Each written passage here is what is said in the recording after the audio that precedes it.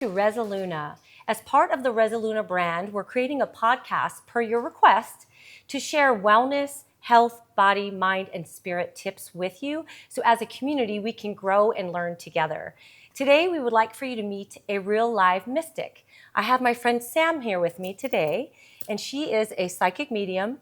She owns a psychic store, and she was basically born psychic. So maybe just as an introduction, Sam, can you share with us when you knew you had this, and how you got started? Perfect. Yes, and thank you for giving me, all those labels, because I'm the Sam of all trades. I've had this and gift. That is true. I've had this gift since I was a child. It was always something that came super normal to me and my family. And as I got older, it started to enhance. And then I was like, oh my God, the world is ending. And so I found some mentors, and they really kind of helped me fine tune it, almost like a radio station, and helped me understand what I was sensing and feeling and seeing. And the rest is history.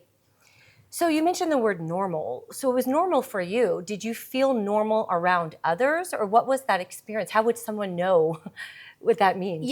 I love that question, and I think I'm like the exception to the rule, because all my friends, like when we were growing up, we were reading each other's horoscopes. Like we would talk about Sylvia Brown being on, the talk shows or things like that. So it wasn't anything where like the people around me made fun of me. And I'd always tell my mom, I'd be like, yo, I see this. Or my grandma, I could describe what her mom looked like. And she was like, how do you know that? And I said, I see her.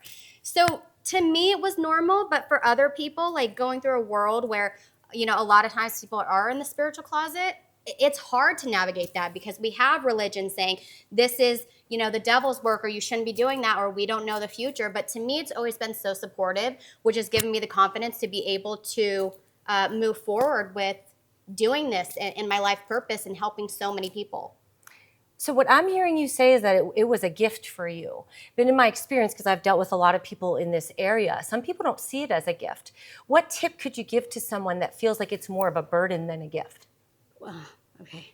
It is a little bit of a burden, okay? Okay. When you sense and you feel everything, it is very heavy. It is daunting at times. You have other people's emotions coming in to your own body, and you're like, wait a minute, what is this? Is this mine? Is this someone else's? So it's really learning to be like okay in your own energy and understand, wait a minute, this isn't mine. I'm picking up someone else's. Why am I sensing this? Where does it come from?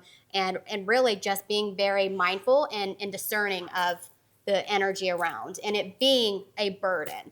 But more than anything, I would say absolutely it's a gift, but it takes time to power and harness the mind, let alone being in your own energy. So, for those who have a gift and are burdened by it, practice makes perfect, and don't be afraid of the unknown. Okay, I love that. And for some people, they don't even know what energy means or how to sense energy. So can you just walk me through a moment that maybe you've had that can be real life for people so they can understand what it's like to not feel your own energy? Well, first and foremost, I'll say to meditate. Meditation is key with anything. The minute that we silence our own mind and we are able to really decipher what really is going on out of our fear and our illusions and our ego mind, that's going to be the best kicker for anybody. But in terms of someone who is just starting to open up their gifts to be able to understand what's going on, the signs might come in differently. You might feel things. You might hear things in the voice of someone else in your head or in your own voice. You might get a energetic bump where you're like, oh, I need to pay attention, or all of a sudden you're driving your car, you look down and then you look up. That's spirit getting your attention. So really just understanding, I guess, your psychic dictionary, how you energetically connect to the energy around you is how you're going to be able to move forward. And do animals feel energy as well? Animals are soulmates. Okay, yes, absolutely. Okay. I have this theory, and I don't know if there's truth to it, but it's just something I believe in, that, we each go through different lives as different things, male, female, animals. And that's where unconditional love in this journey begins, that we go forward, that we have every experience. So yes, animals are sensitive. They feel, they know, they become skittish with things. They have feelings, absolutely. They are sensitive. Energy is energy. It doesn't die no matter what form it comes in. Okay. So as part of your wellness routine, do you feel like we have to keep our spiritual energy clean? Yes. Okay. And so what's one tip you can share with us that you do to keep your spiritual energy clean? To not get an ATD, an aura transmitted disease, okay?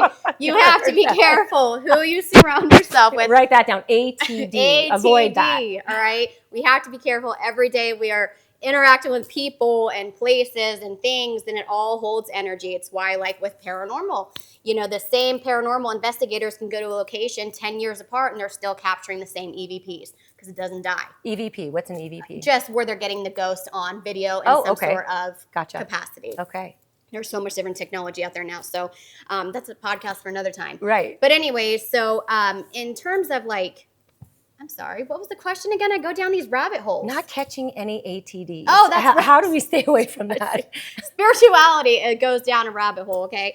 But in terms of that, it's being cautious who you spend your time with, who you are letting deplete you, because energy vampires are a real thing. And so being mindful of just that in general and not putting yourself in situations that you don't want to be in, or always being the yes person when you really want to say no. It starts with there. It starts with boundaries with people. And then you can have boundaries with spirit too, saying, not now. You're not allowed to come in right now. I am resting. I am relaxing. And that's it. So you mentioned boundaries, and I hate to go big or go home already, but I know a lot of people that consider themselves empaths, right, but they realize they think they have no control over it. Like, oh, I just can't be around people because I feel everything. Can they control those boundaries in public places, even if they're an empath? Absolutely. And it did take me a while to be able to like really shut off spirit to be a normal human, but I had to do it for my own well-being. I would walk Fremont Street and be flooded with energy. And now I can go down there and I'd be like, hey, let's take a shot and have fun and not worry about spirits coming to bother me, Okay. So yes, people can absolutely set boundaries. It's just a sense of them working on their own inner self of where they are pouring and giving too much versus like saying, hey, enough is enough. So you see those people who are over, sharers, over givers, and it's because they don't want to go and internally pour into themselves. So they're doing that as a lack of boundary for themselves. Gotcha. So like spiritual muscle building. Yes. All right. That's so right. Do you do reps every day? How do you build that muscle? Yeah. Just chilling in your yoga attire from Resoluna on your mat? Yoga is so great, especially Kundalini energy, really rising, stretching, being one with your own body and harnessing that power and really sitting in your own energy. That is like one of the best things you can do because then you know what you're responsible for and what you're not responsible for. So yes, yoga, stretching, meditation, breathing. I don't care if it's 5 minutes a day, 10 minutes a day, 2 minutes a day. It really changes everything. I'm glad you said that because as a coach, people always tell me I don't have time. So you're saying 5 minutes a day, you can really keep yourself clean, just like brushing your teeth takes you a few minutes and you're out. Absolutely. Yeah, it's important, especially being intuitive and empathic. And why I do that is because we're all empathic, right? So, that label that people use to kind of sugarcoat it and be more in that victim mentality, it doesn't fly with me. And what you see is what you get with me. And I'm very love, light, compassion, but at the end of the day, we all feel energy. Even men who think that they're not, spiritually aware, they believe in this stuff, right? We all know if we get bad vibes off of somewhere or someone. Right. Now, do you have to have spiritual tools? I've seen people use different things, feathers, smoke, rocks. Like, what's your... You mean like these bad boys? Okay. All right. So cards, that's one of your tools? Divinations, yeah. So, I don't need these, but people... Hold on one second, just to take one step back. For cleansing, if you're trying to clear yourself and stuff, do you need anything special? Honestly, it's intention, right? Yes, sage, Palo Santo, Reiki, any sort of incense. I don't care if you're spraying lavender oil around yourself. It really is intention. But for those who are new to this, sage, Palo Santo, those are your go-to. Okay, gotcha. And so divination, we'll go back there. Yeah, absolutely. So yeah, in terms of... Is that spooky? Because divination, people think like, oh, okay. They do think it's spooky, right? Yeah. And I like to tell people all the time, like, I'm not a fortune teller. I'm a healer. Okay. I'm an intuitive, I don't need the cards. However, they're fun because I can tell you things intuitively till I'm blue in the face. Mm-hmm. Blue in the face, right? I'm wearing the blue outfit today. However, but when it comes to people physically seeing it, because the logic and the ego are so powerful, it makes sense when they see what I just said in the cards. Sure. So yeah, the cards are a great tool. Crystals, any sort of divination device. I don't care if it's a paranormal dowsing rods or anything like that. There's a million ways to connect. And tarot is also a really great learning tool that is based for healing, not reading the future. Got a little black kitty. You just entered the room. So divination, what does that mean? My understanding of that is connecting with the divine. Sure. What is that your definition? Yeah, and it can come in, something such as like a tea leaf reading, right? Anything that helps you see anything around. Okay. Are you open for the listeners to get a little card pull? Yes, absolutely. So how does that work if you're pulling for like a bunch of people versus just yourself? Like Intention. Really, I set the intention. Whoever's going to catch this, it doesn't matter if you're going to catch it right as it airs or if this is an episode that you catch later on. You're going to hear the message. If it resonates with you, then that's great. If you feel it doesn't, then just set it to the side. Toss it. Yeah, and for the listeners that are seeing this, if it is something that you feel I'm talking directly to you, then that is your message. So take note.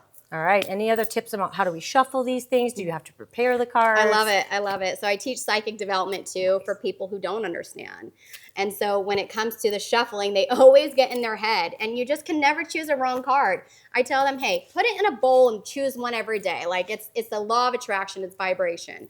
And so I'm a master at shuffling now. You could fan them out. You could, shuffle like this. Up. We got a card. What do we got for you guys? Let's figure it out. Come on. I think it's honestly perfect. Okay. Like, this is the stuff you can't make up, okay? All right. Surrender to spirit. Isn't that perfect? Sitting here talking about spirit. Right? It's setting the intention. So anyone who's really watching this is going to be someone who's curious about opening up their third eye more because we all can. It is a muscle. Gotcha. Okay. So once you've done everything you can to achieve a goal, turn the situation over to the divine and let spirit work its magic for you. Okay. So from a grounded perspective, because sometimes people don't understand these spiritual words, in simple terms, what does that mean to someone, like if they're going through something? What it's saying is let go of what you cannot control and trust and have faith in the higher realm. I don't care if it's God, Jesus, angels, Buddha, whoever you believe in, the universe. Trust that they're going to have your back and lead you to higher water, even if you don't know how it's going to happen right now. The best thing that we can do when we feel defeated is to spiritually let go, take a breath in, and just know that at the end of the day, everything's going to be fine. So surrendering, really. Okay. Yeah, surrendering to the divine. Great. All right. Well, Sam, I appreciate you coming today. Thank you for having me. Is there any last tips or tricks that you have for the audience that you think on a basic level, like if you were to say, just start today with this, how can they step forward? Well, first off, you have to get a rabbit and you have to get a hat, okay? All right. I'm just teasing. Basically, I tell this to everybody, and I know it sounds very cliche. Sorry, that's spirit just confirming everything, right? It's an alarm. The ringing. They're like, listen to this message. Is really start with your breathing and sitting in your own energy. And that's not listening to any sort of music. It's literally just sitting there for 5 minutes and just focusing on your breath coming in and really sensing your energy around you. But for those who are advanced, meditation, just 20 minutes, I swear it's beneficial. If you're having a hard time meditating, just remember to focus on your breath, breathing in and out. Anytime your mind wanders, you go back to breathing in for 3 seconds or 5, and breathing out, and I promise you, it will get you back on track. Awesome.